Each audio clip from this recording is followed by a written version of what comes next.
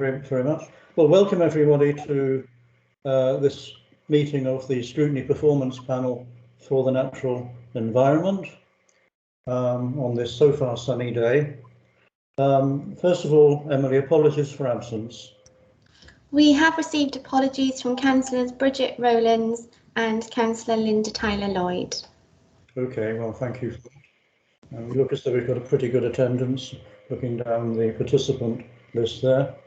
So, item 2, disclosure of personal and prejudicial interests. Does anyone have anything to declare that's relevant to today's agenda? No? Good. Okay. Item 3, prohibition of whip votes and declaration of party whips. Well, of course, that doesn't apply in the case of a scrutiny panel, so we can ignore that. The minutes of the previous meetings, we have the minutes of the panel meeting that was held on Thursday, the 26th of August, which of course was very much focused on the issue of ash dieback. Just going quickly through those minutes for accuracy, first of all, page 1, page 2, which is full of detail on ash dieback, and page 3, more detail on ash dieback. People are content that those minutes are accurate, I guess.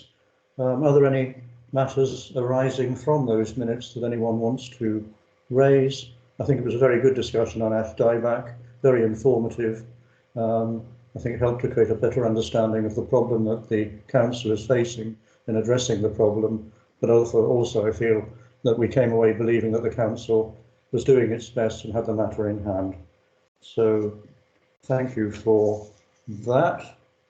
Then moving on then to item 5, public questions. Do we have any public questions, Emily? No public questions today.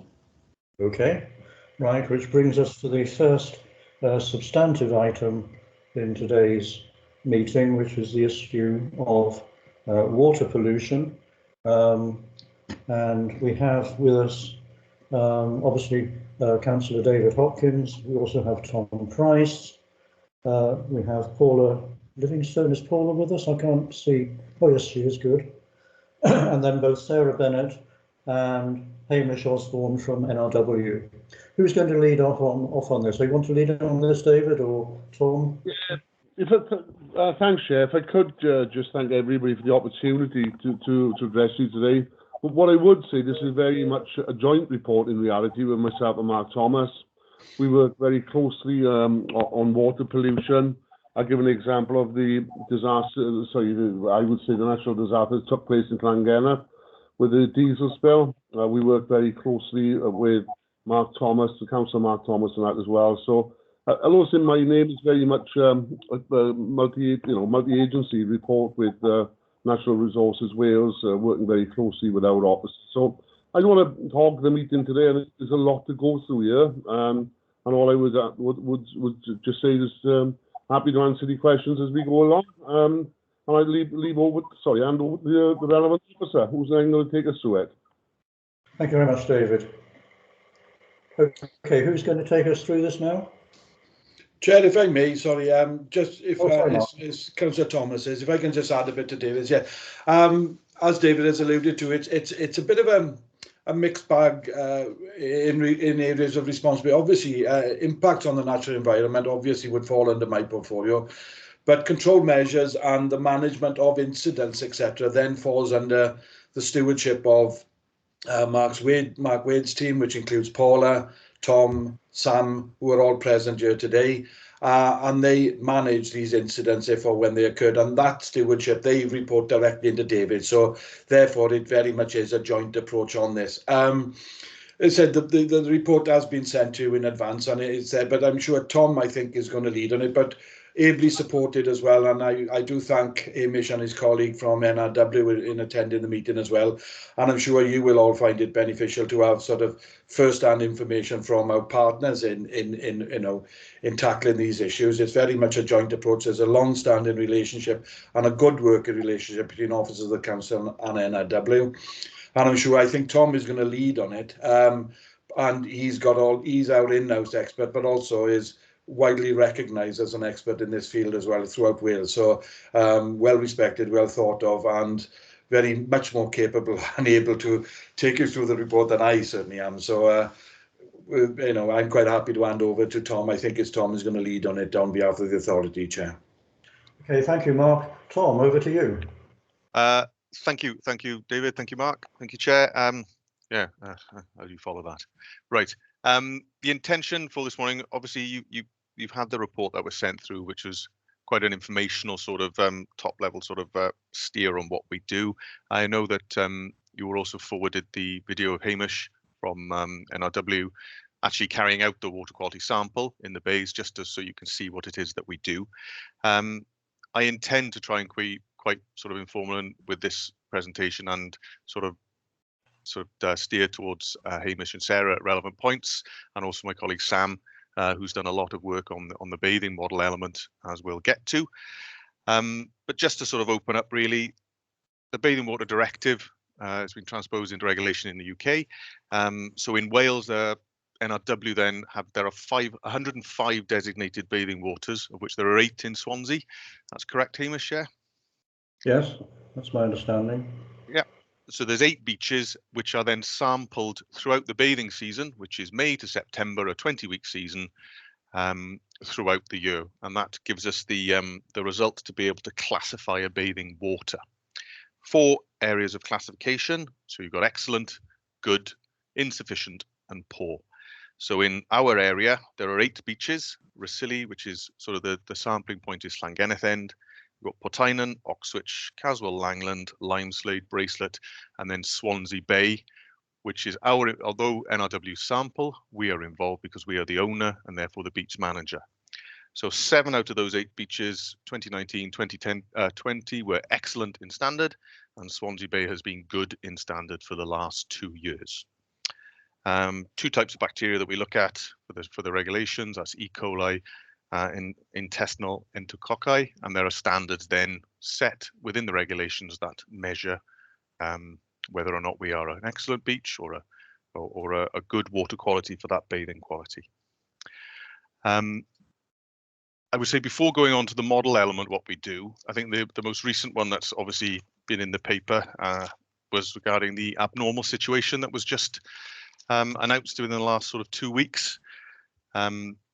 So Sarah, Hamish, would it be okay just to sort of have your perspective as the regulator on that abnormal situation and explain why it came about? Yeah, certainly.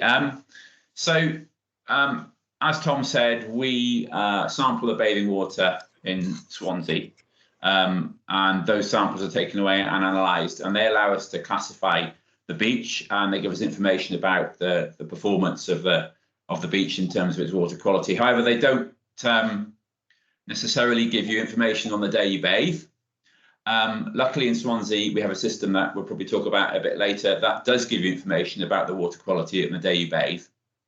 So there's a provision in the regs that allow you to react to any circumstances that you know might impact on the bathing water quality. So, for example, if you know there's pollution going on, it allows you to inform the public that the beach could be impacted by the pollution, and therefore that you recommend that people don't bathe. Then that allows you to have some dispensation when you classify the beach in terms of what would be an abnormal result.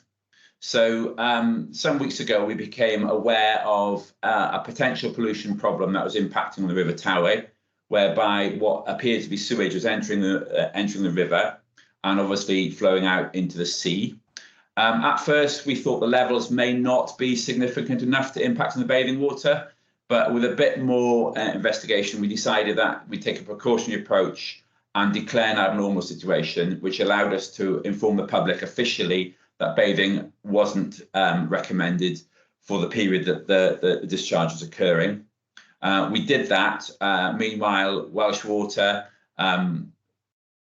started undertaking an investigation and were ultimately able to trace back the pollution to a block collapsed sewer where the sewage was backing up entering a surface water drain and entering the Tarry. That's now been sorted, but because we've ended the bathing water season, the abnormal situation would have been declared ended anyway. But that problem has now been rectified. Thanks, Hamish. So the knock-on sort of effect of that as well then is, outside the bathing water effect, as the council, we have concerns then over recreational use of the river. You've got the rowing club, for example, the university and others, and now SUP board users, paddleboard users, who have still been entering the river, but have assured us they won't fall in, even though we are advising them that perhaps it's something you need to be considering. So we maintain the signage at the moment to advise that there is an incident and to avoid recreational use. But as you say, ongoing investigations and work with NRW now and Welsh Water will look at hopefully finalising the end of that incident, and then obviously signage, for example, will be removed. So staying then on to Swansea Bay, as the beach management, the beach owner, as the council, back in 2011, as part of a collaborative EU project with NRW and colleagues up in Aberystwyth, CREH, we undertook an extremely intensive water sampling survey. We were also modelling and sampling the sewage discharges into several tributaries into the Towie, circulatory patterns as well, in storm events, to try and quantify bacteria loading and what effect perhaps it would have on Swansea Bay. To sort of fast forward through that process, we now have a model, a computational model that will predict water quality on an hourly basis on Swansea Bay. So we have an electronic sign now that's at the sampling point, which is the Guildhall slip stanchion, which will say whether or not it's good or poor water quality on an hourly basis. So the model initially was run as a manual input. So we have gauges in several tributaries into the Towie that give us the river flow. We have meteorological equipment down at Swansea Bay by the Lido, which gives us ultraviolet radiation, UVA. We also have wind speed, wind direction, global radiation, etc. And all those inputs and rainfall, for example, all those inputs go into the model. And we have an output then that tells us whether or not good or poor water quality is likely. That model has been tested over the years to be able to allow us to post the relevant signage. So that is done now automatically. There's, with collaboration with NRW now, there's a robotization process being implemented this season, so that the robot effectively mimics the user, the manual user for the keystrokes, as it were, and that has run this season to electronically and automatically put the message to the sign, but it also sends it out via Twitter as well. So we have that going out as our information to bathers about giving them accurate information for the model.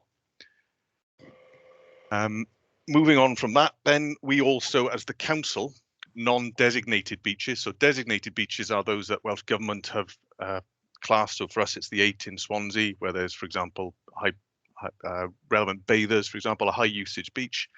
So for us, we sample down at Reciliend, not far from Hamish's and Sarah's background. And we also sample Broughton Bay. So those two beaches, whilst they're non-designated, they're council sampled, and we've maintained that sample data set for probably the last 25 to 30 years. And the last 2 years of data there, I've classed them as good. And the main influence on those is the estuary movement and most likely livestock runoff that might affect the loading there. Before moving on to the other element of what we do on water pollution, I figured it was probably worth mentioning now. There's been quite a bit in the press, not just in Swansea, but in Wales and the UK around. I think there's a Surface Against Sewage Act, for example, that notifies you of discharge. So for Swansea and Caswell, for example, these are the emergency discharges. So when we've had significant periods of rain, like we've had in the last few days, the system obviously is designed to have an overflow within it historically because of the sheer volume of water. Whilst this is a Welsh Water sort of remit within the council, for example, I know Mike is on the call for later. That our highways guys have been involved at Caswell, taking out the surface water runoff from the road and the car park, for example, that was initially going into the foul. Historically, they've diverted that system to take the loading off the foul system to try and minimise potential effects of any emergency overflows. And if possible, Hamish, would I be able to ask you to add a little part here about those emergency overflows, because I know that you have an involvement as well. Yeah, so sewer systems generally have, you can have sewer systems that don't have any surface water going in them. They're foul-only systems. They are the exception rather than the rule, particularly in Swansea. And then you have sewer systems that have both foul and storm water entering them. And you also have systems that are supposed to be foul-only, but still have some surface water entering them, like, for example, Bishopston. So most sewers have overflows, and the purpose of the overflow is to prevent the sewer backing up in times of heavy rainfall. And if the sewer backs up, it comes out in people's houses. So the lesser of two evils is to allow some of that storm water to escape relatively safely into the environment. At the time that it's raining, the sewage is relatively dilute, and the environment is already, to some extent, impacted by other sources. So this is done with a lot of care around bathing waters. There are lots of rules that they have to comply with to get a permit for a discharge from an overflow that's going to impact on bathing waters. The alerts that you might have seen recently, one is for Caswell Bay, and that is actually the storm discharge likely to be the storm discharge from Bishopston Sewage Treatment Works, which discharged at Brandy Cove. And the other one at Langland is not from a storm overflow, but from an emergency overflow that we have certain issues with, and we are talking to Welsh Water about. We know the recent discharges have been relatively minor, and we don't think they've had a substantive impact on water quality on the bay, and that has to some extent been confirmed by our sampling. But certainly the Langland one is something that we are now working on, having had as you say, the work done at Caswell to alleviate one of the problems that we've had there over recent years. So I'm sure you've got questions about that, and we can answer that as we go on. Yes, Thanks, could I just Hamish. come in sorry, Tom, Yep. could I just come in for a moment as chair on the points that Hamish has just been addressing? Of course, first of all, very impressive, the measures that the council and NRW have been taking, and very welcome. But in terms of the effects of ongoing climate change leading to the likelihood of more incidents of heavy rainfall, prolonged rainfall, and with implications therefore for sewage overflow into bathing waters and so on. There's the likelihood of an increased frequency. Is that, and is there anything that can be done in relation to that? Yeah, Peter, you're absolutely right that as we get more intense rainfall events, we're going to get more stress on the sewer and stormwater infrastructure, the foul and the stormwater infrastructure, and that is something that the industry is very aware of. This is a big issue. I could take hours talking about it, but what I'll say very quickly is that in the past, we haven't had much information about the numbers of storm spills from sewers around the country. In recent years, we've issued new permits to Welsh Water that have asked them to put what we call event duration monitoring. In other words, they're now measuring the numbers and the durations of these storm overflows, and we can then look at the impact of that. So in Swansea Bay, we've worked in the last 10 years to significantly reduce the numbers of overflows, and that work now will be ongoing when we look to see how many residual storm discharges we've got. So it's something that is being taken into account, and yes, it's a challenge. Okay, thank you. Tom. Thank you, Hamish. Thank you, Hamish. Thank you, Chair. So moving on to part 2 within the overview, water pollution incidents, as David and Mark have both sort of referred to. These are covered sort of, again, it's a joint response. NRW have the major sort of regulatory role with water and the water environment, both marine and surface in that sort of sense. But from a council perspective, we operate a 24-hour call-out service within the pollution team, and we can get called about anything really, to be honest. But for example, using the Llangennith Rail incident, we were contacted about that in the morning back in August of 2020. And our response kicks in then initially with getting onto the relevant phone calls, the relevant groups that are meeting virtually at the time. We had then a presence on the tactical command group, having an influence then in and being involved in the responses at that level about how we then approach the potential effects, the monitoring, the future plans about what will happen at the site, getting the information from the contractors that NRW obviously took the lead on that incident, and getting the up-to-date sort of information. But what we did as a Swansea Council team, we had the signage put up around the relevant areas to warn people. Although people, obviously, the media release was very good, so the local people were aware of what was going on. We were responding to complaints that came through to us, but we were looking on the estuary, trying to see where any of the sheen may be sort of coming ashore. And we were involved in the shellfish sampling, developing the sampling plan for the shellfish. And I know, obviously, Councillor Hopkins and Thomas were involved in the later groups to do with the shellfish pickers and the recovery plans. So we have an involvement in that work that goes on. We also arranged for actually taking samples while we were out doing the beach samples and trying to get those down to the lab for NRW as a potential to sample if the fuel oil was actually present further round into Racilli, etc., etc. The contractors themselves were doing boat samples and did a fantastic job, in carrying out the whole remediation exercise and the monitoring exercise throughout the incident. We are also then 3 local authorities, MPT, ourselves, Bridgend. We've got the local authority onshore oil pollution plan for any incidents that happen at sea that might affect the shoreline. Training courses that we can, refresher courses we can go on. But again, we liaise heavily there with NRW, with Hamish and Sarah on incidents of that nature.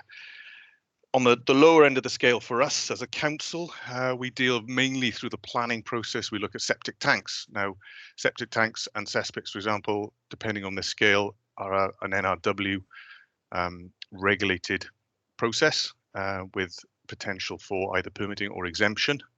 And I suppose at this point, Hamish, Sarah, is there anything you'd like to add on that sort of area? No, septic tanks will require, or private sewage discharges will require either to become permitted, depending on the circumstance, or there is an exemption process where if you meet a set of criteria, you can become exempt from permitting. Swansea has a significant number, not as many as some of our colleagues have to deal with in Carmarthenshire and Ceredigion. We've got a significant number of septic tanks. They can be problematic, and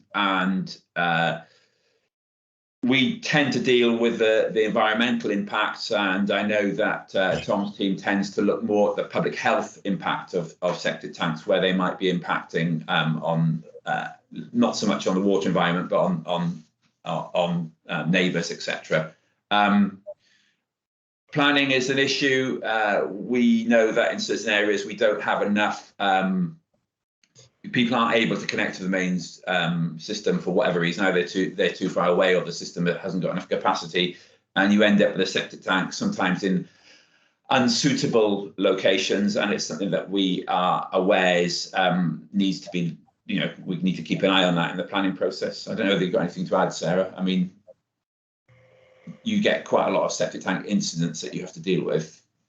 Yeah, so I mean, often the complaints that we get do come from neighbours or people noticing that there's pollution in water. It isn't an easy area to work on.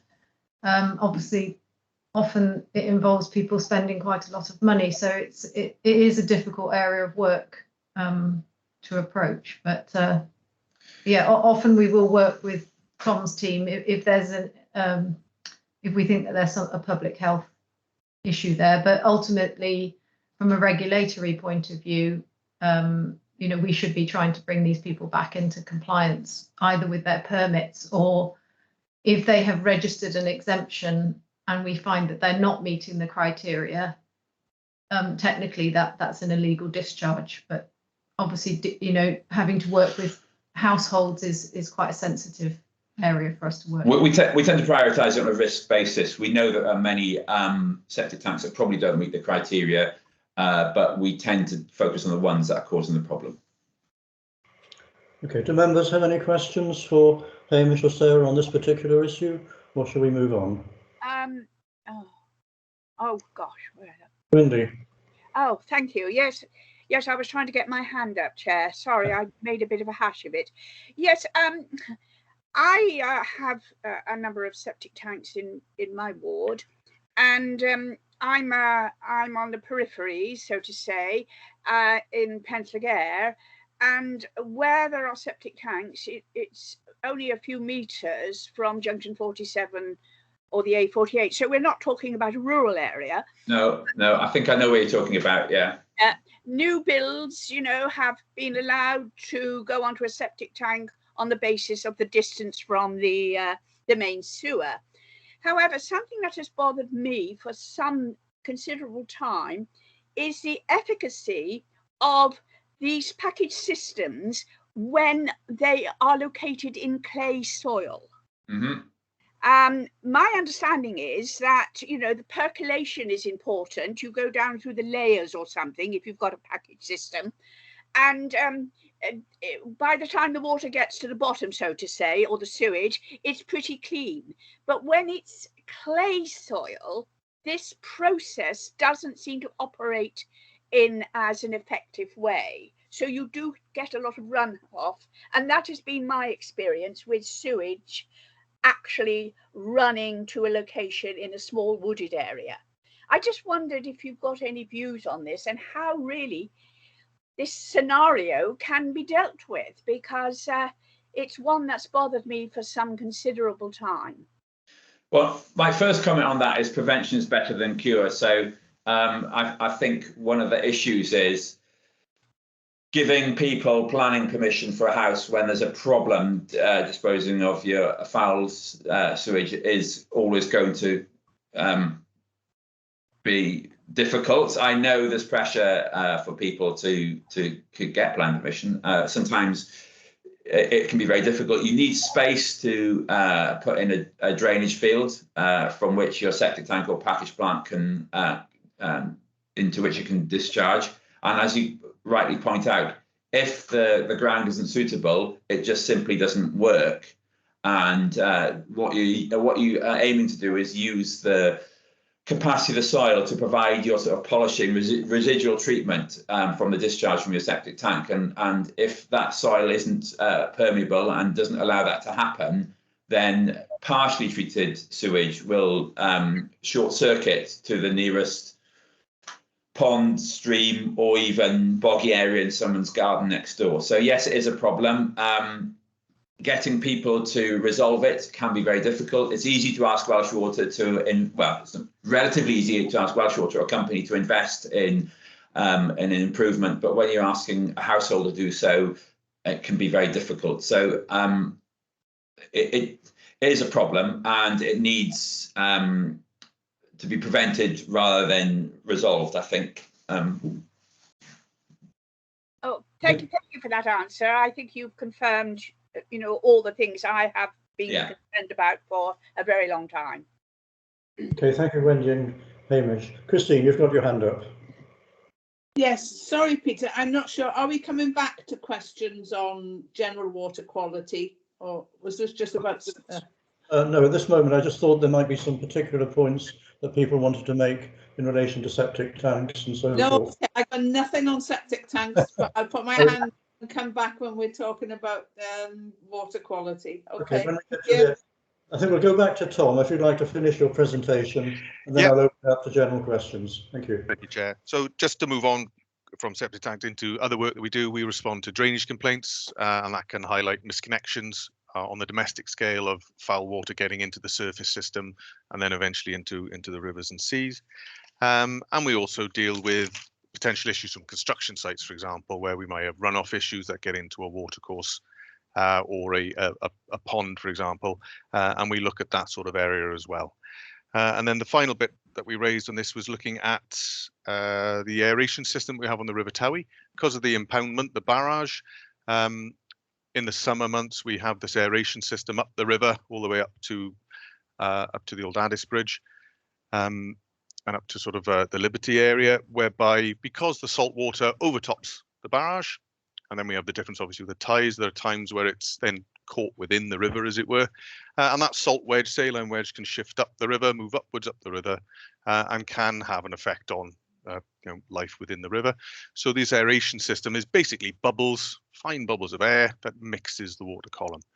So over the years, we go out throughout the summer to monitor salinity and dissolved oxygen content within the river.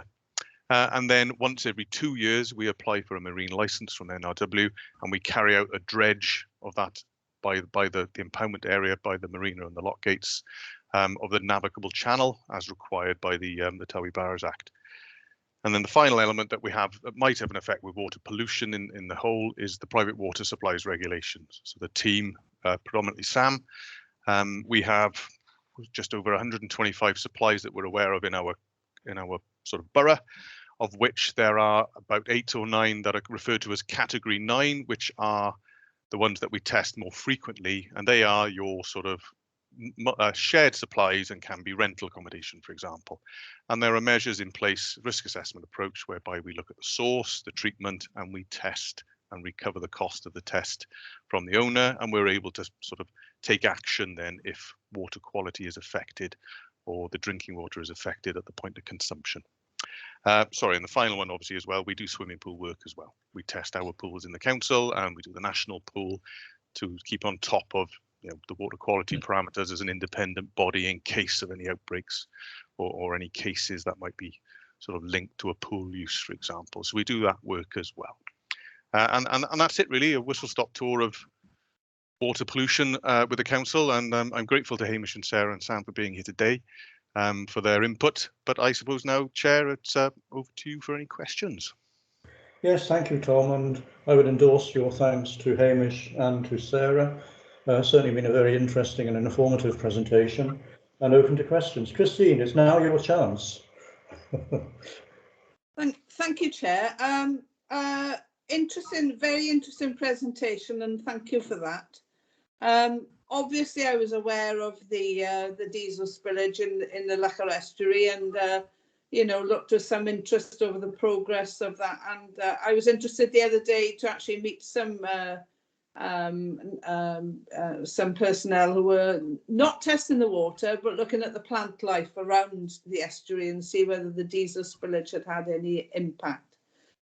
Some of my questions are going to be about the combined storm overflows that come into the River Towy, because I do have concern that these end up in Swansea Bay at the end, not just the ones that are within the city and county of Swansea boundaries, but the ones further up the river as well. And yes, absolutely, they have an impact on people who use the water, both in the river and in the bay. But I'm concerned how much impact they may or may not have on wildlife in the area as well, and fish in the river in particular. I know certainly that over the year, many years ago, the Towy was so filthy we probably never saw a salmon or a suin coming up the river. I believe there have been sightings in more recent times, but I think the combined storm overflows, which you can see the impact of them on the Dŵr Cymru website. I won't go into details now, but there's a whole list of how many hours they've been spilling into the river and how many times they've spilled into the river. There's one. I'll just give you. I'll give you one example. There's one at the back of the Miller's Arms in Clydach. Okay, it's in 2020. It operated 154 times for 1,166 hours, and it will raise your eyebrows if you look at the Dŵr Cymru stats on them on this issue, because as Hamish said, they do list all of the combined storm overflows and how many times they've been opened and how many hours they've been releasing combined sewage and runoff water into the river. And I was quite alarmed about it when I had a look, and I think it's certainly something that we need to know about and we need to consider. Of course, these are historic things, and as Hamish has said, it's also very difficult. But just for us to be aware and see whether officers have got any comments to make on that.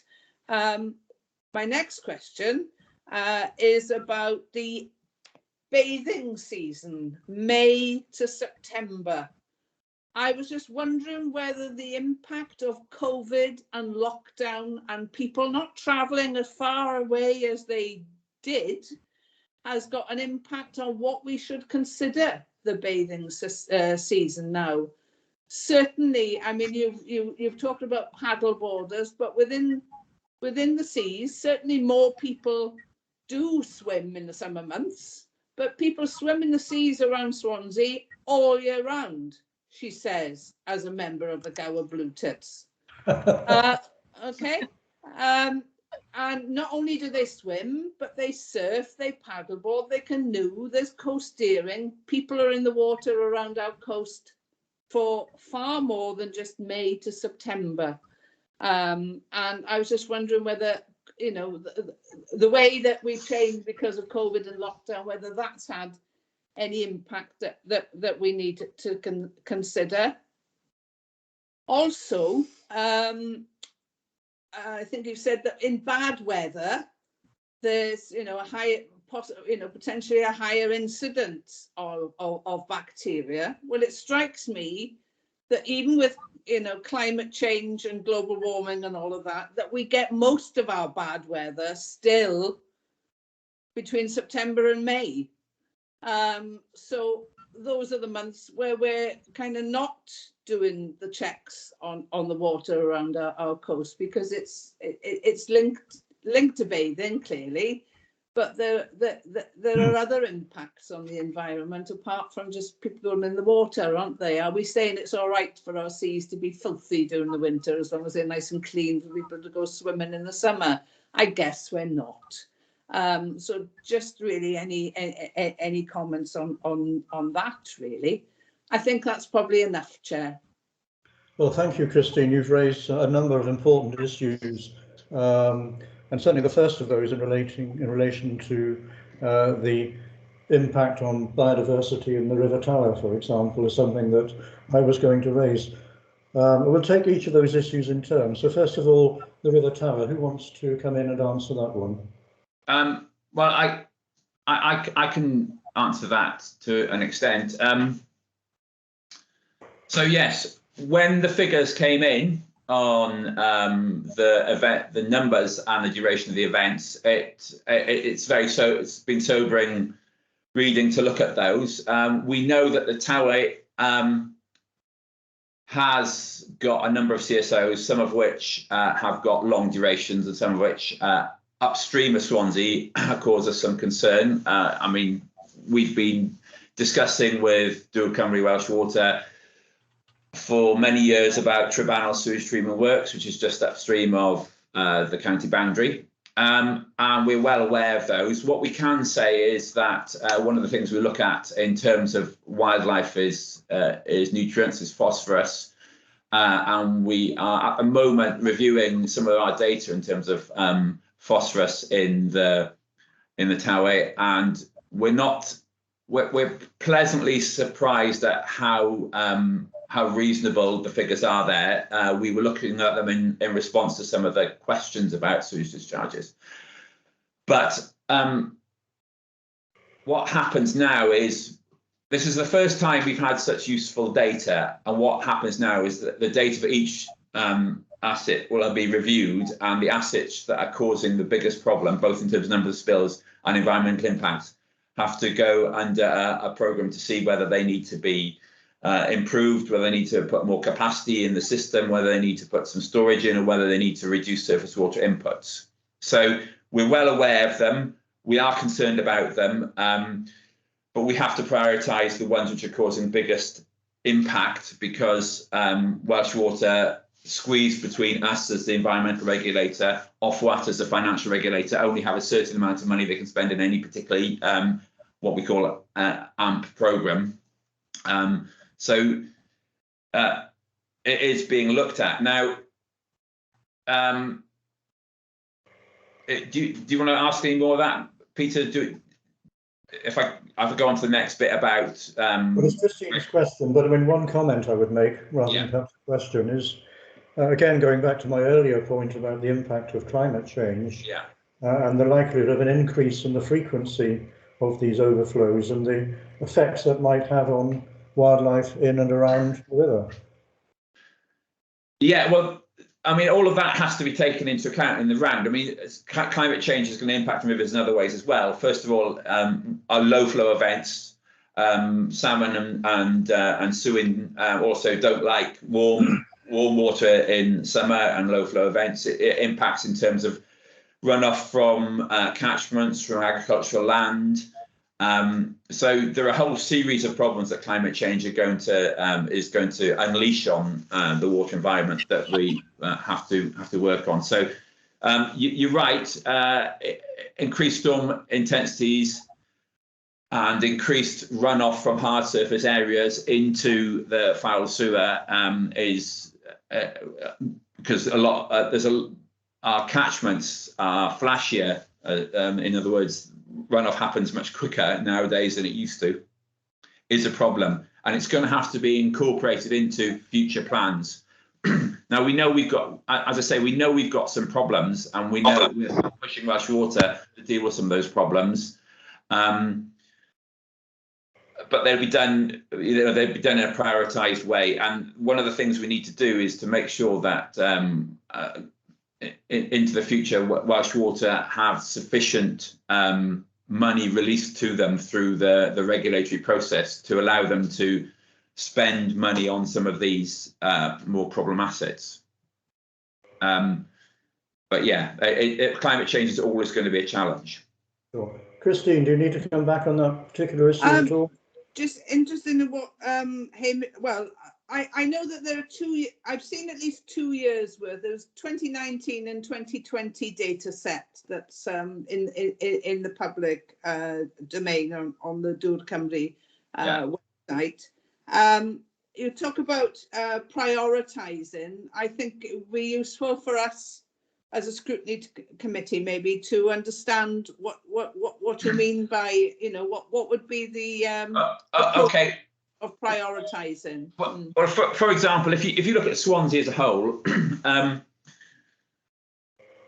the first bathing water directive pushed the water industry and the regulator to work to improve water quality in Swansea Bay.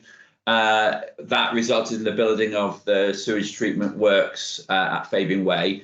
And before that works was built, the water quality in Swansea Bay was bad.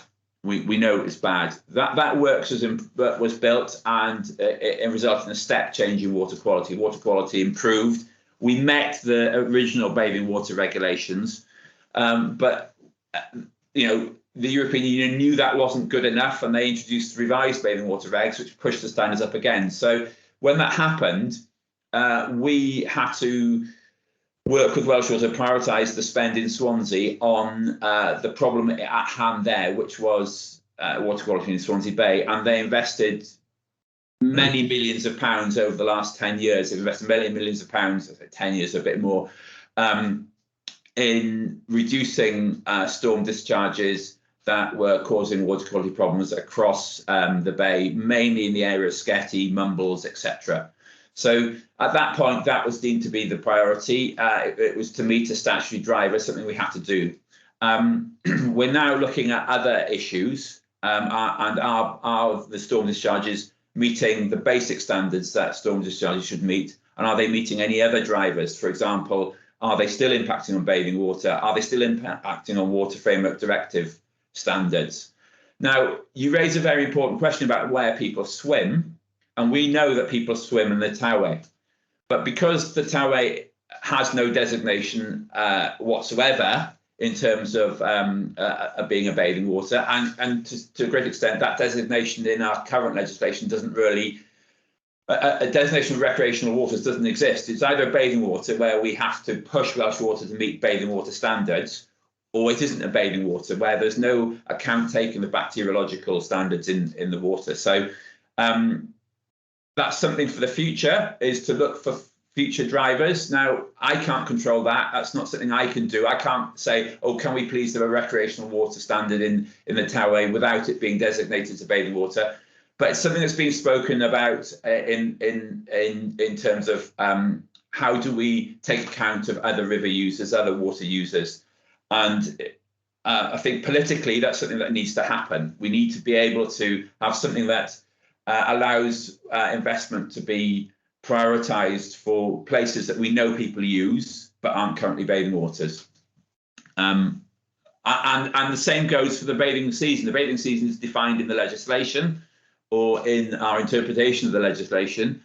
At the moment, we know that everyone uses the water 24/7, and the only account that has been taken on that recently is to make sure that the UV plants that Welsh Water operate around the coast of Wales aren't switched off in the winter, because there was pressure to switch them off in the winter because they weren't complying with the reg. It didn't need to comply with the regs, but Welsh Water took the choice. No, we're not going to turn them off. We know people use the water. They did the survey. They realised that people were bathing in Castle, for example, and they don't turn the UV off in Bishopston as a result. We do have more discharges in the winter because it's wetter, and we do have deteriorations in water quality in the winter because there's not as much UV around. However, the investment has been made in Swansea Bay and in other areas to reduce storm discharges means that the discharges are still lower in the winter than they would have been otherwise. So no, we're not measuring water quality. It is outside the bathing water season, but the infrastructure still is there to some extent to protect it. But I completely understand your point, and it's something I think that needs to be factored into the debate about what Swansea wants in the future in terms of its recreational water use. Can I just... Sorry, Christine, we're conscious of time. Sorry, Christine. I'm hogging, okay. We've got a very big item to address after this one. You also raised the issue of the bathing, Christine, you also raised the issue of the bathing season in the light of changing holiday patterns, and related to that, the issue of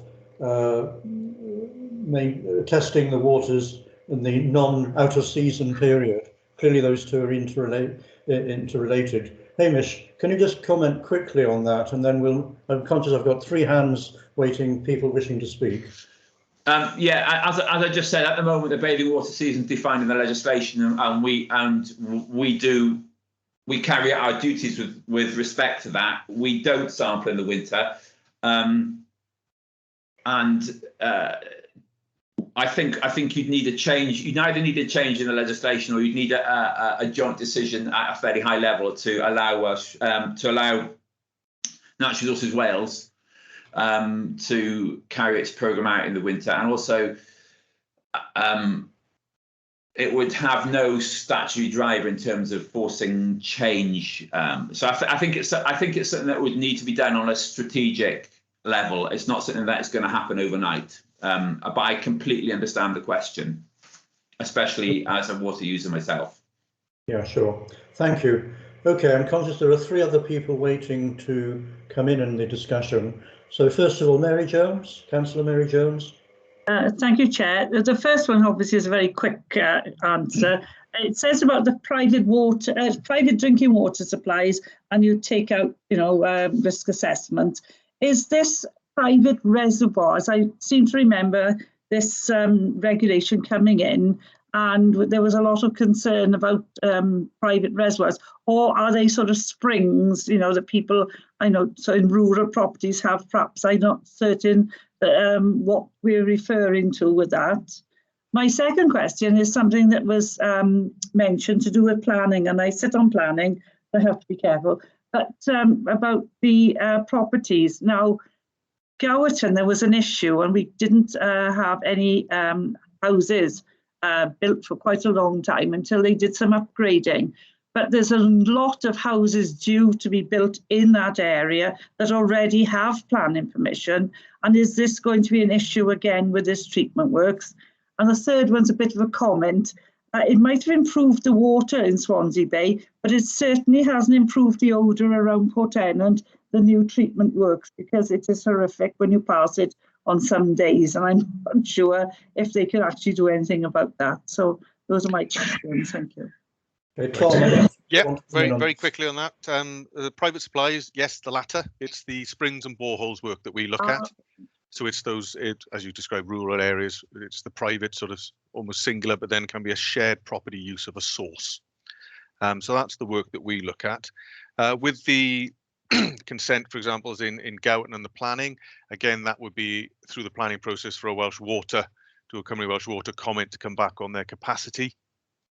So that would be Welsh Water's sort of comment in the planning process as to whether or not they're able to accommodate that sort of build stage.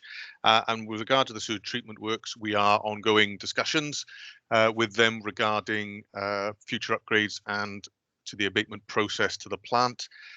We've had various conversations over the last couple of years. Application was submitted, subsequently withdrawn. We've been having meetings remotely and on site with the plant with regard to what the future intentions are, certainly because the 106 is still in place.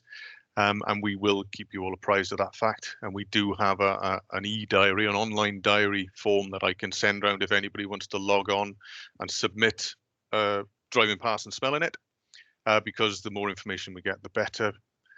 They have been trialling new dosing processes down at the plant because the H2S, hydrogen sulfide concentrations, have reduced over the last 2 years, which has affected the concentrations on site for monitoring. But we're looking at a 5-year program there for a major overhaul of the abatement process. Okay, thank you. Moving on then, Irene, Councillor Irene Mann, you have a question. Oh, thank you, Peter. Could I thank the group for their excellent presentation? 2 points, I'll be as quick as I can. I support Christine's query, reference the length of the bathing season. I know there's quite a vocal group of the Association of Surfers who would like to see greater monitoring of the waters around Swansea Bay throughout the year. Mind you, as in the 50s, friends and I used to swim in Swansea Bay, where you could combine a bathe with a mud bath. And the next point I would like to make is increased rainfall, Peter's point, an anticipated increase in heavy rainfall, reference against the urban landscape. Obviously, in our ward and many other wards, many of the front gardens have been removed and replaced with hard standing for car parks, for car parking. Are these hard standing surfaces within the planning remit?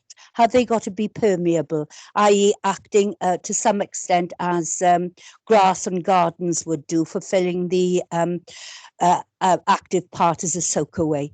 Is that okay? Thank you. Thank you, Irene.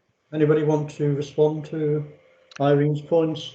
I would say question one, Hamish has answered previously there with the fact that it's a Welsh Government decision, and there would be, a decision would need to be taken certainly further up the management structure, as it were, as to that sort of query, and obviously it would be a political process as well.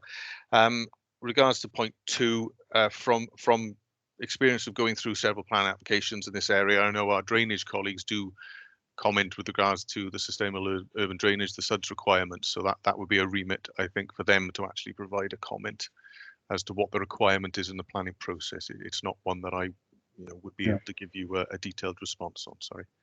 Thank you. But surface permeability is a fundamental issue in the light of what we might expect going forward in terms of the impact of climate change on heavy and frequent rainfall.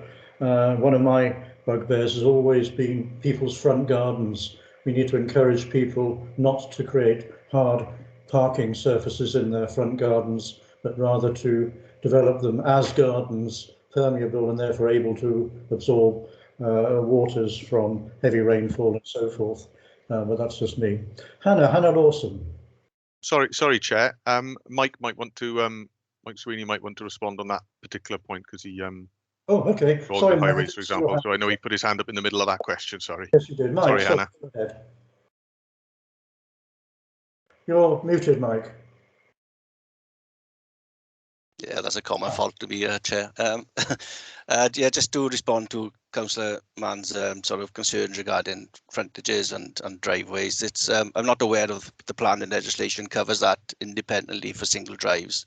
But what we are doing in the new SEDS legislation, if there's any new bills and any construction area, I think the limit is any construction area over 100 square meters, which sort of incorporates most new sort of single dwellings. Then obviously we're looking at sustainable drainage systems to be implemented, and what we are finding with the applications now that most surfaces are becoming permeable, and obviously other features are being incorporated within the design. So, you know, with regards to new dwellings, I think we covered.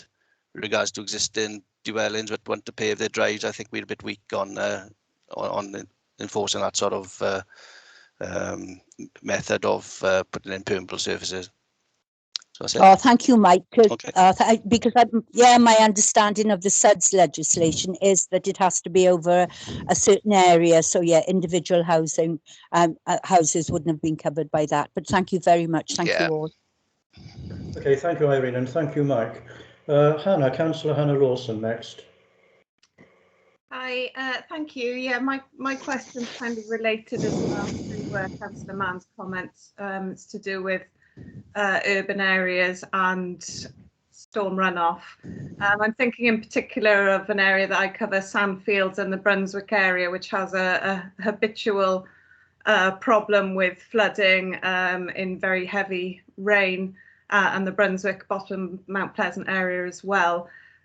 These are areas that have never really had a lot of green. They're mostly terraces without front gardens. Yeah. And it has historically been a problem, but of course with the climate change problems that we're facing and the more unpredictable weather patterns and more intense rainfalls we're seeing, then I can foresee that becoming more and more of an issue. So I'm assuming that would be Welsh Water's responsibility, but I'd just really like to ask what the process is in order for improving infrastructures in areas like those. Thank you, Hannah. Mike, you've got your hand up. You're muted, Mike. Yeah, just to respond to you, Councillor Lawson, surface water flood risk in the Sandfields area is sort of depicted on the NRW's flood risk maps. It is a concern.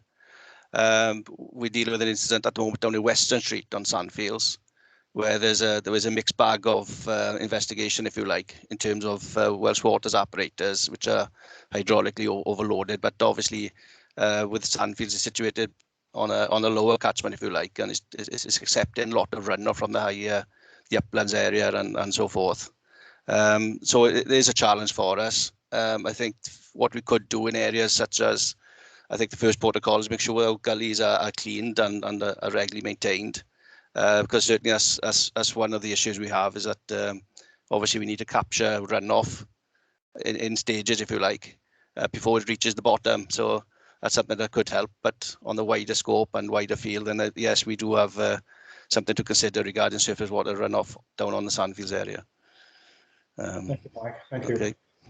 I'm going to conclude this discussion now with the observation, as a child, my granddad had a house in Beach Street in Sandfields that Hannah has referred to, and we used to come for summer holidays here in Swansea. And I can remember, even in Beach Street, the water from the sea coming up Beach Street on one occasion, but we had at that time a high concrete step in front of the door to prevent flood water from entering the premises, which did work. But this was in the late 1950s, and heaven only knows what might happen under different circumstances today. Oh, Hamish, you're put a hand up. Please make this the last observation on this topic. Thanks. Yeah, well, I think because we came for the water quality bit, we'll probably drop out in a minute. But I just want to make the comment from NRW's perspective that two things. One is there's a lot of things we are doing that we didn't get to mention here with regard to Water Framework Directive, and Swansea Bay has been put forward as a priority catchment for us to do more work on and to concentrate some of our resources and of our spend on river restoration, etc. But more importantly, I'd like to say that you are very lucky in Swansea that you've got some of the teams you've got here with you. In terms of working with bathing water, I would say I have to say it's probably the best council area for working with bathing water in Wales, and we've also got a really good working relationship with Mike Sweeney's team. So you are well looked after in your council, and I know that some of my colleagues don't have such a good relationship with their departments in their respective councils and other places in Wales. So thanks to both teams for that, and we do appreciate it. Well, thank you, Hamish, very much for the kind comments you've made in relation to Swansea Council. I've been very impressed by what I've heard this morning, and I'm sure other members have as well. Hamish, Sarah and Tom, you're welcome to stay, but if you wish to leave having completed this topic, obviously you're free to do so. So we're now going to move on to the related issue of local flood risk management. Thank you. Okay, thank you. Yeah, could I just say this point? I'm going to dive out, but I'd like to thank you for sharing this meeting this morning, and thank the scrutiny panel for listening to our officers. I think they've, as you said, they're doing a fantastic job. But I also would like to thank Hamish and for his this morning. It's been exceptional. Thank you. Okay, thank you, David. We're now on to item 7, local flood risk management. Councillor Mark Thomas, do you want to introduce this? Yes, if I can, please, Chair. Yeah, thank you very much. And as you said, it is very much a related issue and very topical at this moment in time as well.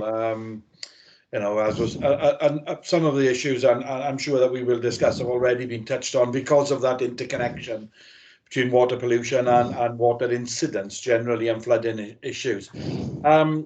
You've got in front of you, and I am conscious of the time, and I know a lot of questions. I'm sure there'll be a lot of questions, right? So if I go through this report, which is a very, very detailed report, and I'd like to thank Mike for compiling the bulk of it together to give. But I think if you read the report, and I hope that panel members have read the report, there's a lot of detail and a lot of information that wouldn't be necessarily obvious to all councillors, and certainly not obvious to the general public about what our role is, what our limitations are, and what we are trying to do to address this problem. And it's you know, I won't shy away from always saying that this is a challenge, and it's a challenge today. It's been a challenge for years, and it's going to continue to be a challenge for all of us, not just us as an administration, but as an authority, because at the end of the day, we're all answerable to, we're all ward councillors, and we all at some time or other are subject to flooding incidents within our wards. And it does impact on us, on our ability to try and answer those queries. And I think there's the difficult one is for all of us, and for us as an authority jointly, is, you know, if properties get flooded or there are flooding incidents, everybody turns to the council, obviously, at a time of crisis to say, what are you going to do about it? And what you'll find in the report is we are heavily reliant on Welsh Government intervention and support financially and otherwise to be able to manage some of the big flooding issues we've got. And Mike, who is very knowledgeable, and a lot of you know, Mike Sweeney will go through this in more detail as we go along. But I just wanted to highlight a few things briefly in the report, Chair. Obviously, there's 6 or 7 key areas there, but the general description is about what we do, what we're about, the key activities that we currently engage in, and what we're going to engage in, critical culvert assessments. These are where, you know, these are our hotspot areas of our culverts, and you know, a lot of people won't realise that, you know, where we've got culverts that we've got responsibility for, they are registered with us as red, amber and green, and we do maintain them on that basis. If we've got red culverts, we make sure that the cleansing programme and maintenance programme is regular and upkept to avoid you know, critical issues. One of the big challenges we've got is, and I'm sure for all of you who know, got culverts, grids, flood prevention grids in your area, is we can go out and visit it, you know, when we know there's a storm coming or heavy rainfall due, we will go and visit that area and make sure that grid is cleared. 6 hours later, after storms like we had the other evening, people are phoning us saying that you haven't cleaned this grid, and it's already, well, that's how long it takes. And I'm saying 6, and I'm exaggerating. In some cases, these grids can fill up and block up within hours of some of these storms because of what they carry down the river courses and water courses with them. So it appears to a lot of people that we haven't done what we said we would do, and that how have we got so far? And that's the battle we've got as an authority, is trying to maintain, you know, keeping those clean and clear, particularly in the, you know, when we've seen some of the recent storms that we've encountered over the last couple of years. One of the common things, and I will skip through it because I do want to leave time for both Mike to comment in detail and for questions, is I think I'm trying to look through where it is. One of the themes and the questions we often get asked about is sandbags. And why don't the council supply sandbags, and should they supply sandbags? It's not a statutory duty, first of all, to supply sandbags. But one of the critical areas, and this is the sort of messages that's important. I remember in one of the storms we had about a year ago, I can't remember which one it was intense. And phones are ringing everywhere and emails are going. 1 o'clock in the morning, people are in threat of being flooded. And there's huge demand calls on our teams to supply sandbags. Now, it's not just about us not wanting to do it, or that's quite not the case. What you recall quite vividly is when I was the duty manager to say, look, there are properties in dire or flooding. Can you get some sandbags down to them? To which the response from the on manager was, okay, councillor, you want me to stop the team doing what they're doing now and divert them to deliver sandbags somewhere else? So that's the challenge. That's the bit that people don't always account for or recognise. When we're out there in the middle of these storm events, for us to go to a property or a couple of properties to deliver sandbags, it's not that we haven't got sandbags or that we can't do it. We are taking them off. So they're doing something else. Believe me, in the middle of the storm, all our teams are doing something. So that's a diversion. So I think where people are experience, you know, and I'm not talking about property flooding, you know, homes and that. It could be gardens or drains or garages and things like that. I would urge people to, you know, if you think or know that you're subject to repeat flooding on your garden or something like that, and you want to avoid it, it's in your interest to get sandbags or a stock of something like that that you can deploy at short notice. Now, where that doesn't work, and we are much more sympathetic and do our best to help, is when somebody has never experienced flooding before and all of a sudden they're faced with this flooding event. Well, you can't expect them to have sandbags at hand. I don't expect every resident or property in Swansea to have sandbags at hand. So there are, but if you know that there's a likelihood that there could be flooding, it is in your interest, because of our ability to be able to deliver sandbags in the midst of what is a crisis at times. And that is the challenge. It's not about we are refusing to deliver sandbags. We have to take them from one flooding incident to deliver sandbags to another flooding incident. And that so the more that we can do self-protection and self-help really help the rest of us and our ability to manage flooding as best we can. But I mean, those are, I mean, there's obviously things about future investment share. We are, you know, we recognise that that certainly is not going away. It's likely to increase. And we are recognising that in putting in extra investment. We're in the process of doubling our tanker crews, for example, because a lot of it is about prevention. I mean, Mike touched on that about earlier on. Sometimes, you know, we've got situations that our drain cannot cope with the amount of rain that falls from the sky. I mean, and that's the situation. What we can do, however, is mitigate that as best we can to make sure that our drains are clear and can take as much water as they physically can. They may still overtop as a result of some of this rain. The volume is coming down now. It's just beyond our capacity at times.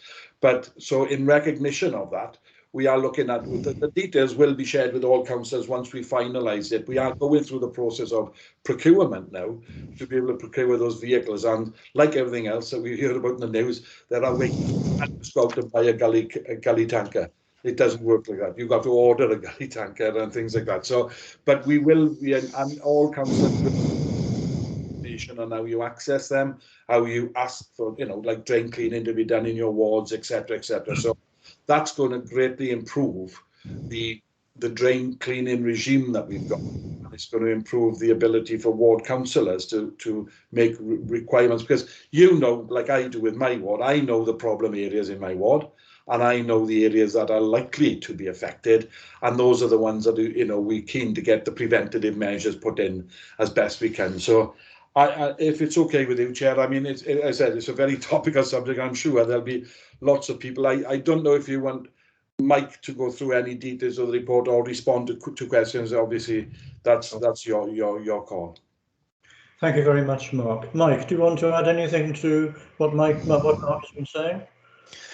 Yeah, just briefly, and Chair, the fact that, you know, we are looking to create this new initiative about implementing new gully crews to support us in the additional work, and they will be more reactive, if you like. You know, at the moment our gully crews are fixed into a program where they got to, you know, it's like a 3-yearly cycle for cleaning out the gully, but you know, in terms of hotspots and the complaints, they do attend. But this support will be greatly needed, I feel, in terms of quickly responding to flooding incidents, and basically sort of similar to the pothole initiative, if you like, if it could work like that, and where people can report block gullies and we can attend within a certain time scale. I think that will help. That extra resource will be really beneficial to us. In addition to what Councillor Thomas has just said as well, we are looking into sort of creating an extra gang, if you like, a 2-man gang, which will also support our service in terms of delivering sandbags if we got resource or time to do that, but also to look at other grids and things and to support that sort of maintenance regime of the critical culverts. So that extra support, I think, is a will be a great benefit to us.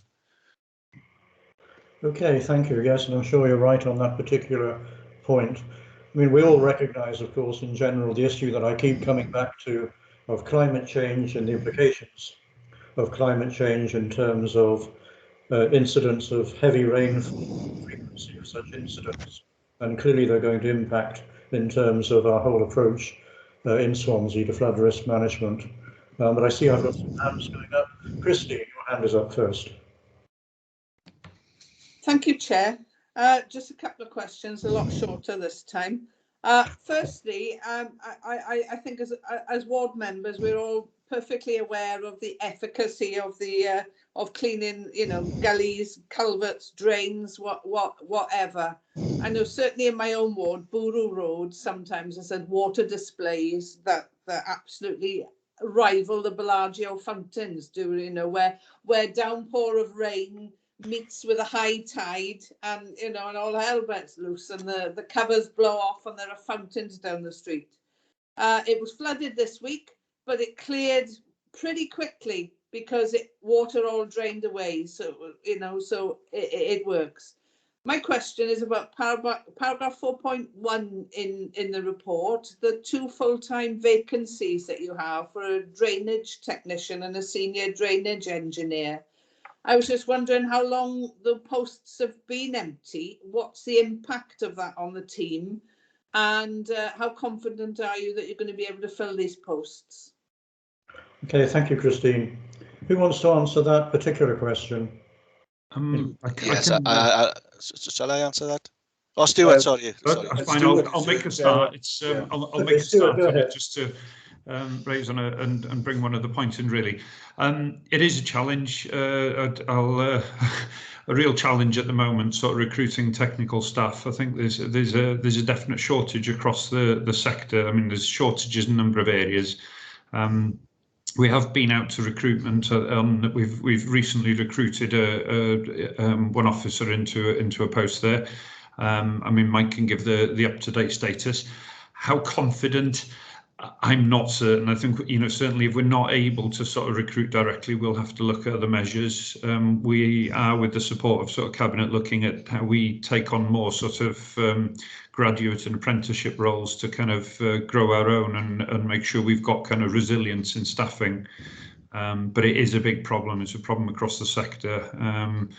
Not just for councils, but I know consultants and things are struggling, and even when we try to get temporary resources in, it's a real challenge. So it is something we'll address.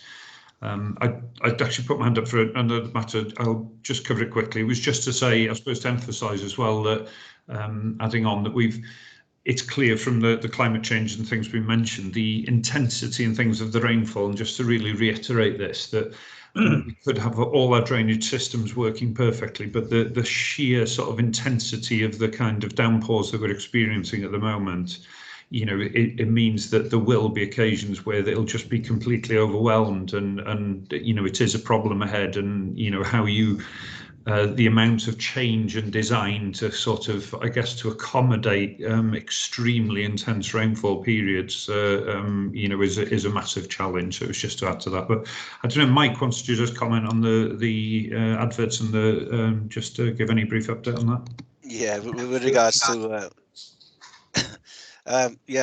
recently we've had the senior drainage engineer. He sort of switched roles within the highways and transportation team. So that's quite a recent sort of post that has been vacant.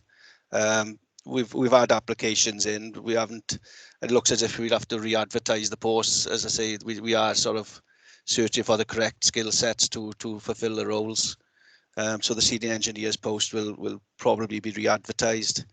And the drainage technician, I think we've had 4 applicants in, and because it's a lesser role, someone I hope that we could train in that role really. We'll be interviewing next week to fill that post in. But it is a challenge for us in terms of staff resource, and something that probably we need to have a look at. Okay, thank you. The whole issue of skills and training, not just in this area but in many other areas, seems to be a considerable concern in this country. But there we are. Okay. Irene Mann, you've got your hand up. Hi, I'll be very quick. Just to pass on the thanks from a resident who had sandbags delivered at the height of the storm over the weekend. He was so thankful. His garden was flooding, and that was after the drain, as Mark made the point, had been cleared about 24 hours previously. So that does indicate the speed that they block up. We used, I'm very, very keen on supporting all our local departments. You're all marvellous gentlemen, very aware of the scarcity of human resources. So we did use our environmental budget to procure Saturday mornings and afternoons gully cleansing teams. And once you've seen these gully teams in action, we were managing to clear about 15 gullies a week. I think we've cleared about 900 now. Fantastic teams, but so difficult. So this is such a difficult ward to operate in, because most of the gullies are covered by cars.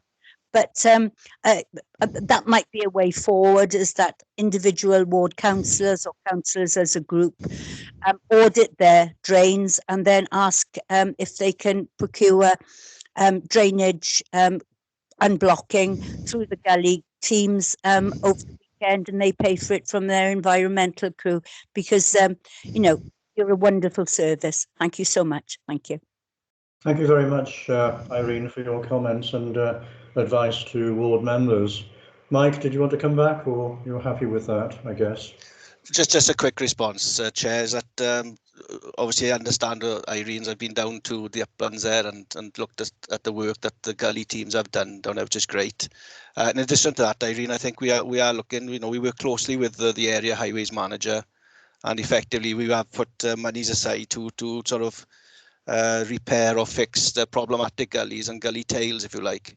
So there's investment going in that all the time, and we work closely with the highway managers and supervisors to ensure that we can pick up defective gullies as well.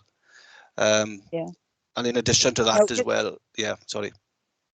Oh, sorry, no, your team has been wonderful, all of you are, and I think it proves that working with you is, we get very good results. Yeah. Thank you. Well, congratulations to you, Irene, for what obviously is a very successful exercise that others, including me perhaps, will have to perhaps consider to learn from. Okay, thank you. Wendy, you've got your hand up. Yes, thank you, Chair. Yes, just a couple of things. Slightly parochial initially. In paragraph 2.2, there's reference to critical culvert assessments. I'm assuming that these culverts could be entirely in the ownership of Swansea Council. I ask this because there is a culvert in my ward which has given rise to flooding last year, flooding of properties in council ownership, and the council has land that does abut part of it. So I presume would have some responsibilities.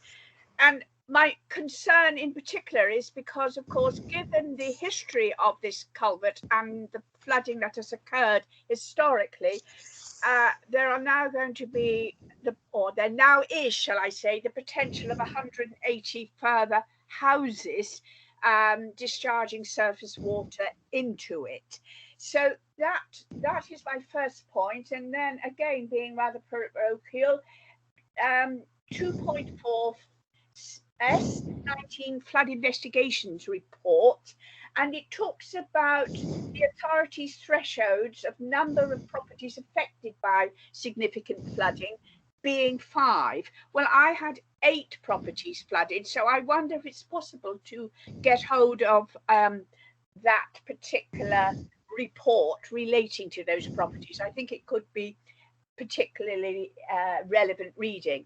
And then finally, on to the issue of gullies, and I note that there is reference to work being done when the leaves are falling and the clearance that is put into place then, and that is absolutely welcome and vital in many cases.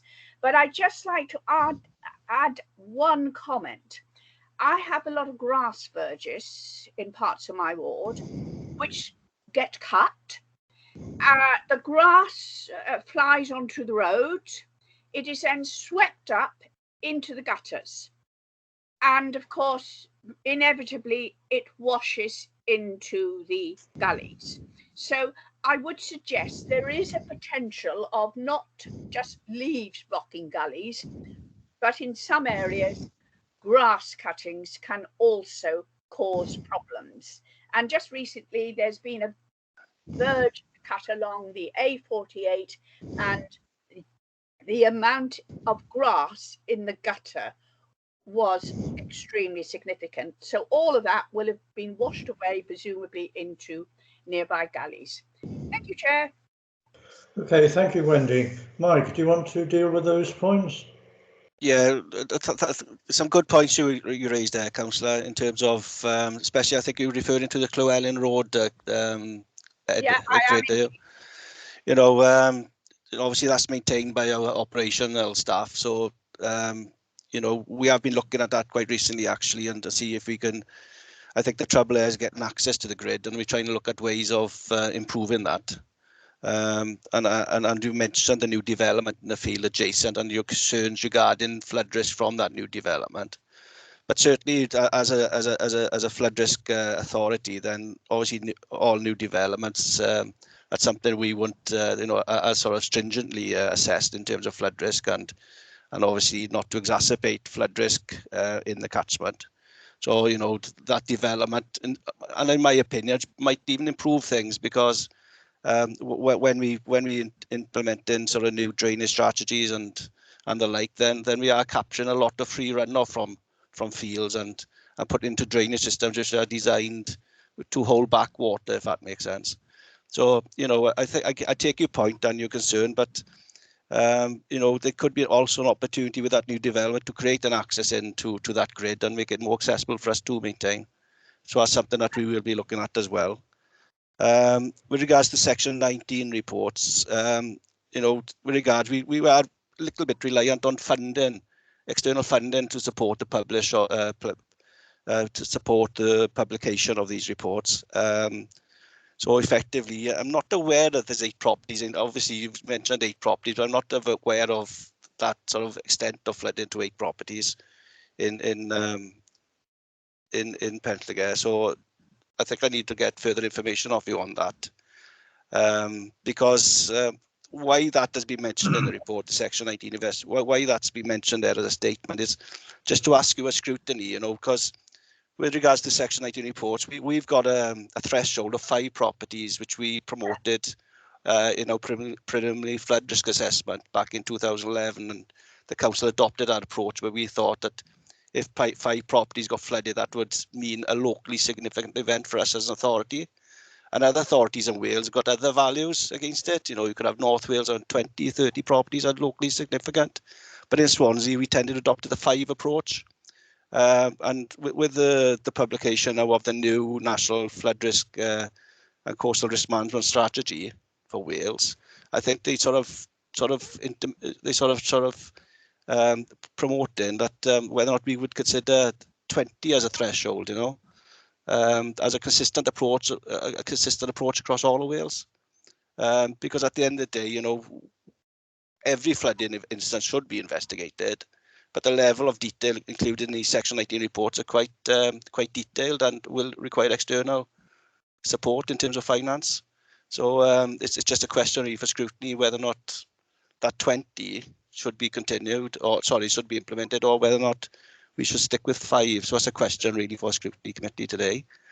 But again, that flooding instance you referred to, 8 properties. I would mind more information on that, Councillor.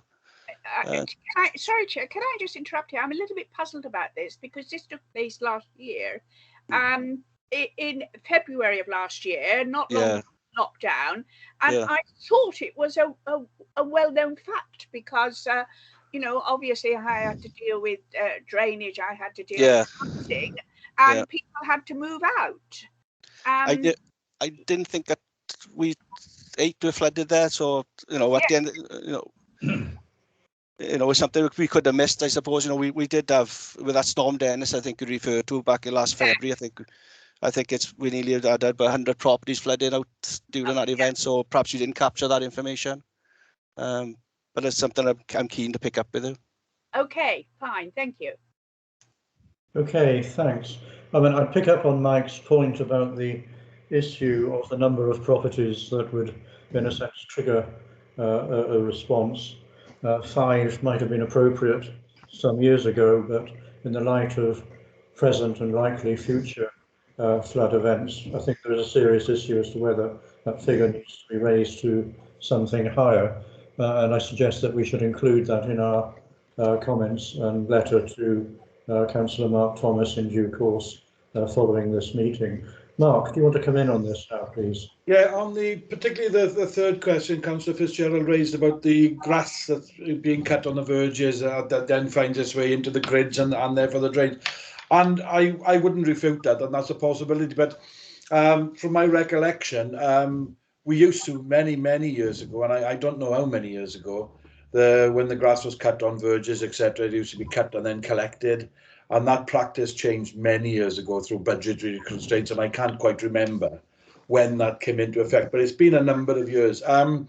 What I will say is, obviously now with our new investment into the extra gully crews and that's going to alleviate the problem. But the other thing as well is, and some of you might be aware of this through PDC, and it may have been reported at, I think it was reported at a previous environmental scrutiny meeting, that we've just purchased cut and collect machinery. It wasn't for this purpose. It was for to do with biodiversity and growing. And that, as currently is in trial mode at the moment on grass verges, where we cut and collect the grass and what's left there. So there's a possibility there that could be used and reduced. It might not be applicable right across all our grass verges. I'm not quite sure, because we are in the early stages of it. But that equipment that we speak is being tested out now on some of our grass verges, where we do cut the grass, but then collect it for removal to encourage the growth of wildflowers and that. So that's going to contribute to a reduction in grass that can find its way into the drains and water courses anyway. Thank you, Chair. Yes, I would concur. I mean, cut and collect, I think, is a wonderful addition to the capacity of Chair, could I make a comment as well? And it was something I was thinking of when Stuart was talking about, and I mentioned it as well, about the, even if every drain we had was perfectly clean, they still couldn't cope with some of these downpours. But and look, I'm as sympathetic as any council, because I live, as you know, in Penclough. It's very much on the coast, and we get flooding incidents. We do get many in varied areas, but there's sometimes, and the frustration for all of us is sometimes, because of these events, we simply can't do anything about it. I can think of one incident now down in Crofty. Mike will be probably aware of it, where NRW did a load of flood prevention work some years ago, and it has benefited the community in my ward tremendously. However, what they've done is they've built up the defences to stop tidal river flooding into the community, and it perhaps completely or largely worked. It's been very effective and very supportive of that action. However, leading out into that river, where we've got tidal input, is a discharge road surface drain, which is on a non-return valve. So when the tide comes in and it's above the non-return valve, the valve is shut.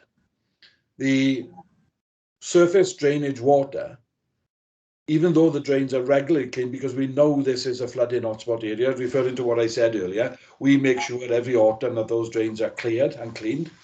And so they've got full capacity. If we get an incident, particularly, and I always talk about these three things combined: heavy rainfall over a period of time, not just at that time, very high tides, our extreme tides, our twice a year tides, and particularly what's very important as well and effective, affects it greatly, is strong winds, which hold the tide back. Okay, so instead of the tide coming in 3 hours later, turning and going back out, if you've got very strong winds and all the heavy surface water running into it, it can take up to 5 hours before it returns. And during all this time, that non-return valve is shut. And I'm just using Penclough as an example. This is on any coastal.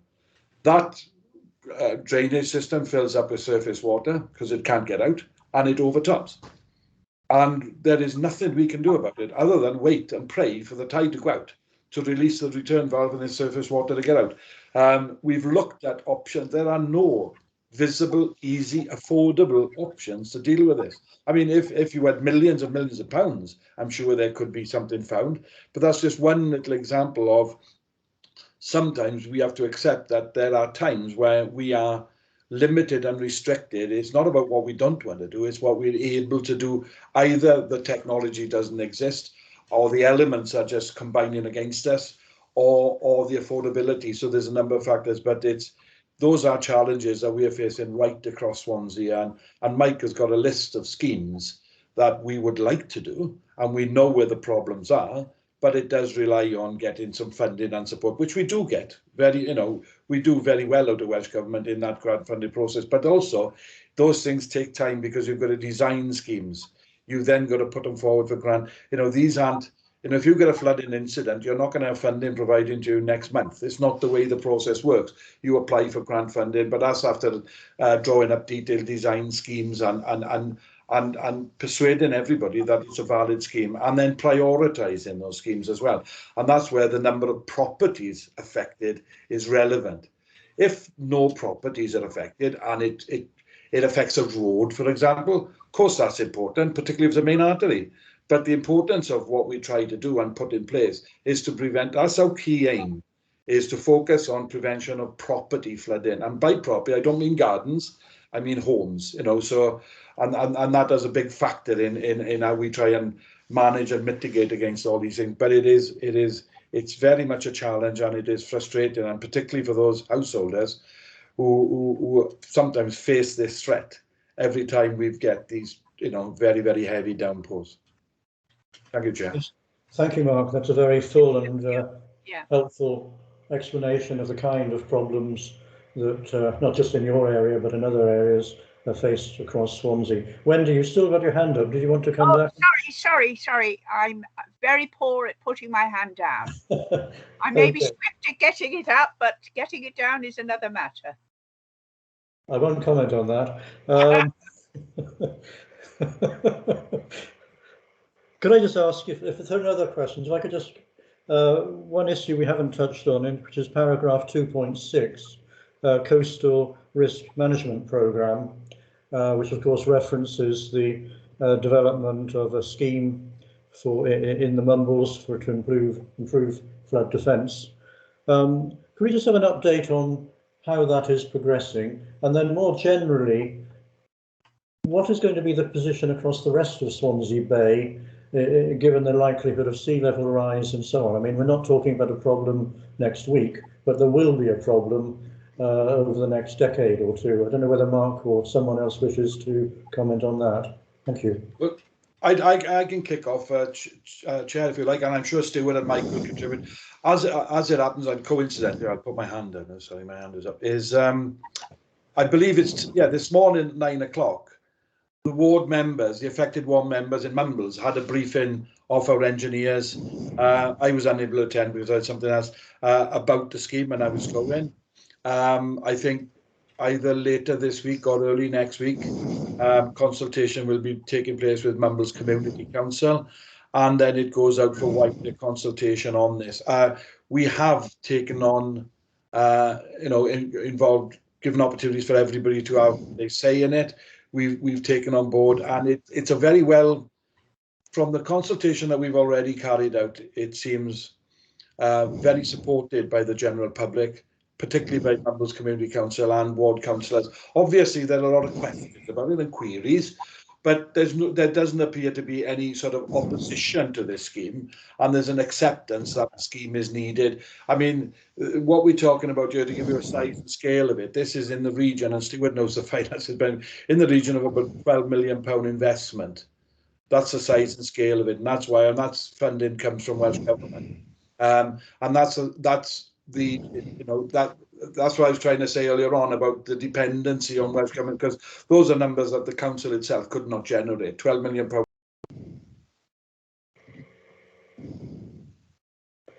Lost your sound, Mark. Yeah.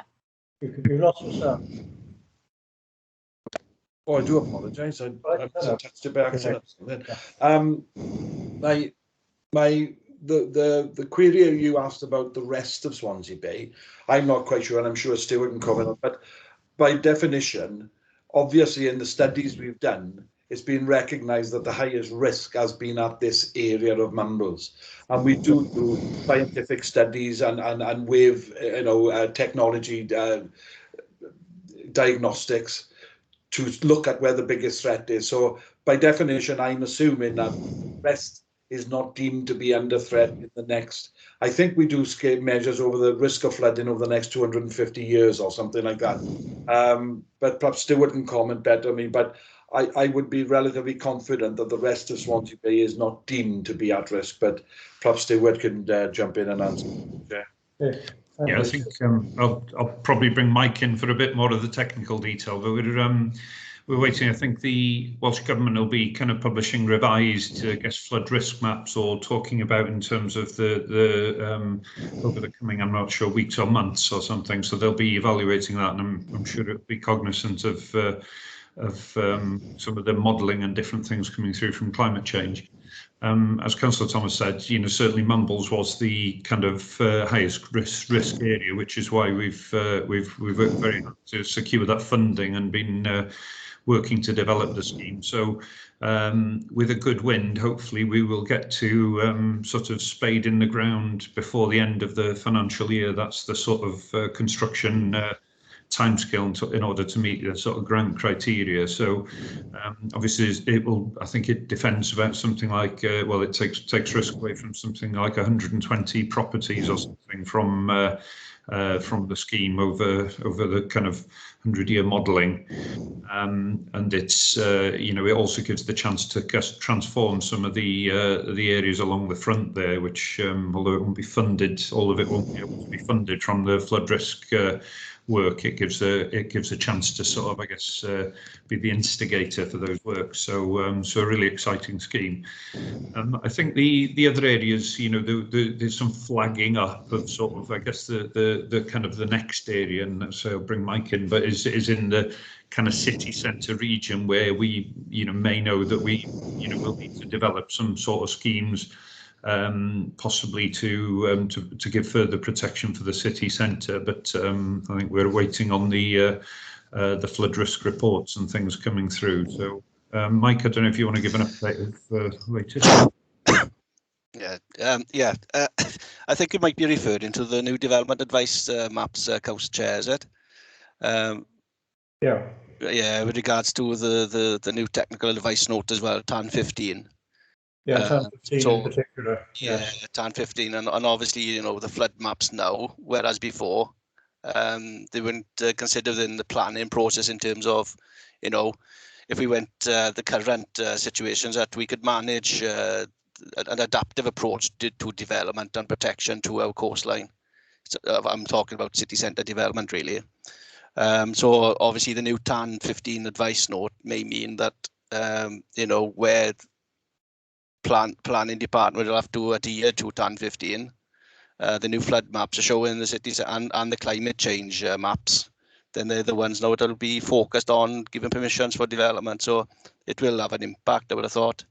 And that's something as an authority we need to look into to provide that defence around the Sainsbury's foreshore there in particular. But another another thing I want to mention as well, which the TAN 15 is sort of promoting, is the fact that it's always been there for planners to use to allow development to proceed. And what I'm talking about is looking at the risks, flood risks for particular sites.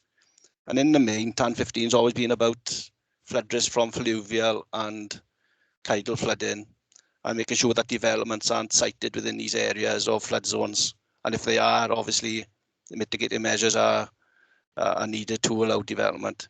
But it's gone a little bit further now, the TAN 15 advice note, and the fact that all developments will have to consider surface water flood risk as well now. And I think we've touched upon that today, about surface water flood risk and runoff situations.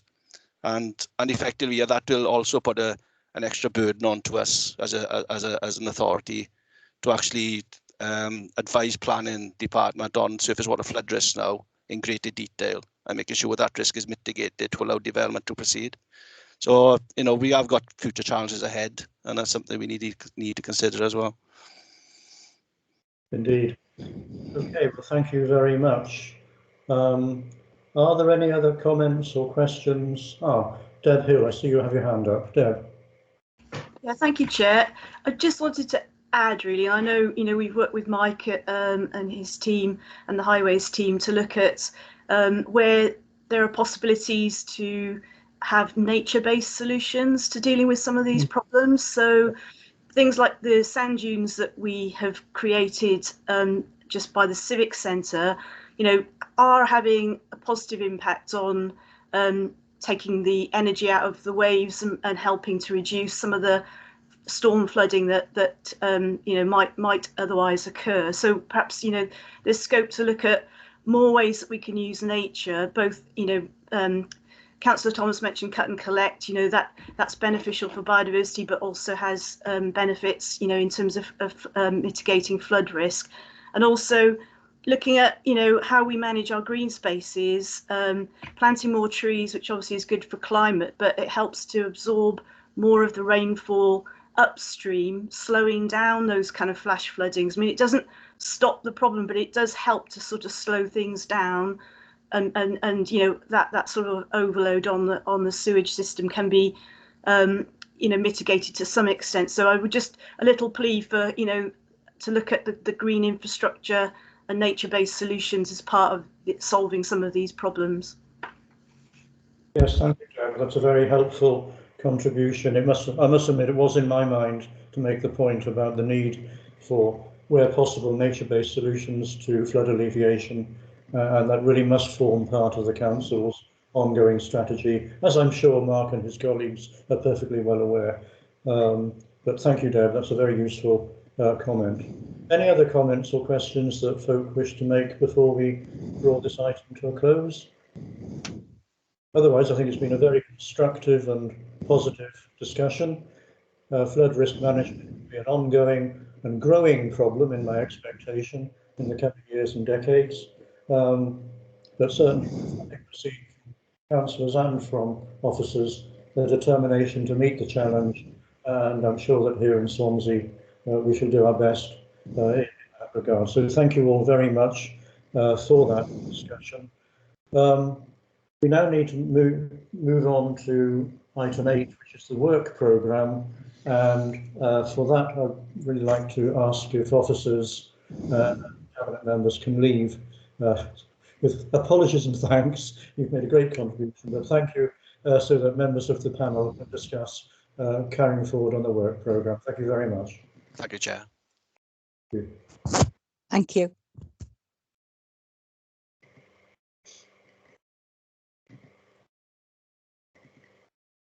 Right, I think, Emily, are we now down to our membership minimum for this particular discussion? I think that we are, Chair, yes. Okay, because there was item 8 on the agenda is our work plan. Well, we've just completed our meeting 3 for the 2021-22 period, and we now need to consider meetings 4 and probably 5 going into 2022, no less. My goodness. And for Wednesday, the 12th of January 2022, we have management of green space, weed and verge management. And this, of course, has been an issue that we've looked at in the past. It was certainly a major, or one of the big issues that the Natural Environment Inquiry Panel looked at back in 2018 into 2019.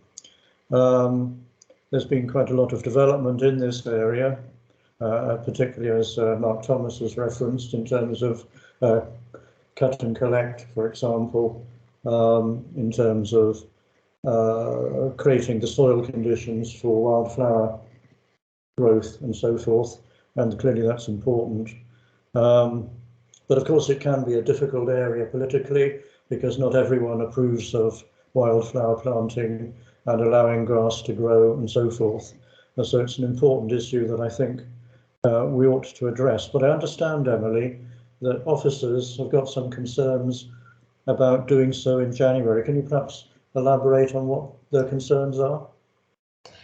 I believe they've suggested that we defer perhaps looking at this until later in the season, towards 2023, when the new policies were in place. But that will be up to the panel. It was just a suggestion from officers at that point.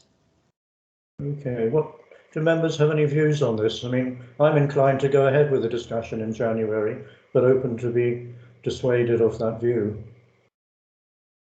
Yes, Chair. I mean, 2023, we don't know how many of us on this panel will be there in 2023. You know, we have got elections in between, and also the panels might have a different look to them. So I'm not certain that I agree that it should be put off for that amount of time, but that's just my view. No, that's an important point. Yes. Others? Anybody else with a view? Yes, I'm inclined to agree, actually. I think we should go ahead. I can't see a reason for the delay. No. There may be a new plan coming out, but surely we could sort of make a contribution to what is finally agreed. Yeah, exactly right, Wendy. That would be my view. that we're not here to simply to comment on plans when presented to us. I think we should be trying to influence. I think, Emily, we're agreed, nobody is suggesting otherwise.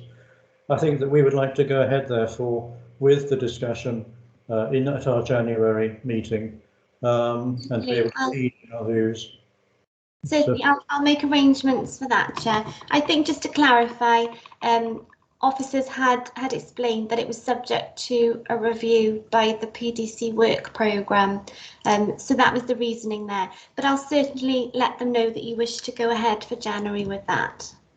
Well, again, of course, as picking up on Wendy's point, we can feed into any PDC discussion on the basis of views of this particular panel. Obviously, as a scrutiny panel, we're in a sense looking back and looking at the present and trying to identify good things and bad things. And there are certainly some bad things. I think we can feed that in, therefore, to other discussions. The other issue that I wanted to suggest, maybe for either for the January meeting or for the March meeting, which will be the last with the present composition of the council, picking up on Mary's point, is the question of, well, two things in a sense. One is an update from the nature conservation team, which every 6 or 7 months from Deb Hill's team, it's good to get an update on what they're progressing with and so forth. And I think I would like to include that in one or other of those 2 meetings. And another possibility, I don't know what members will think, is the whole issue of the climate and nature action plan. We know that officers, particularly Martin Nichols and his team, are revising or preparing a climate and nature action plan, which I understand might come to Cabinet in November of this year. If that is the case, I think it would be appropriate for us, perhaps at the March meeting next year, to have a look at that in terms of whether we think, what we think about its adequacy and so forth. That will then pick up on both COP26 in Glasgow in November, but also on COP15, the less familiar event that is due to take place in China in about a week's time, which is very much focused on global biodiversity recovery and the message that we might want to take from that in terms of how we operate here in Swansea in relation to our Environment Act Section 6 responsibilities and so forth. So, Emily, I would like, unless there's any disagreement about that, I would like that to be on the agenda provisionally, say for our Tuesday 15 March meeting, for a report and a discussion about climate and nature emergencies. Do others have any thoughts either on those points or other suggestions to make? No, I agree with you, Chair, about the climate change, and if you want to put it on the March agenda. Yeah. Thank you, Mary. Fine with me. Sorry, Wendy, what? Yeah, fine. Absolutely. Fine with me. Great. Does anybody disagree with that? Christine? Sorry, you're mute, Christine, sorry. Sorry, I wasn't disagreeing. I was just agreeing with the adding the climate and nature to the March meeting, and yeah, disagreeing with everybody else. Oh, great, thank you. I thought you were going to dissent and create a debate. Oh, no. Okay, I think we're all agreed on those points then, Emily. So if you can write those into our work plan and proceed with officers and so forth. Otherwise, this is our last meeting in 2021. So happy Christmas, everyone. I look forward to seeing you all in this capacity, at least, on the 12th of January 2022. Thank you very much. I think it's been a very good, very constructive discussion, as they always have been. I think this panel has proved to be a great success in terms of what it's been doing. So thank you all very much and goodbye. Thank you. Thank you. Bye-bye.